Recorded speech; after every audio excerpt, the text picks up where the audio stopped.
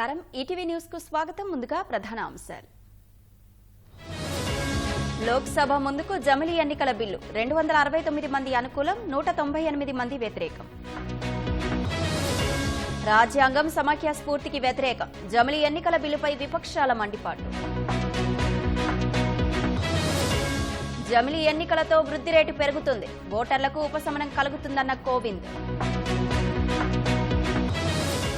walk స్వాతంత్ర్యం తగ్గించేందుకు రాజ్యాంగం మార్చారు కాంగ్రెస్ పై అమిత్ షా విమర్శలు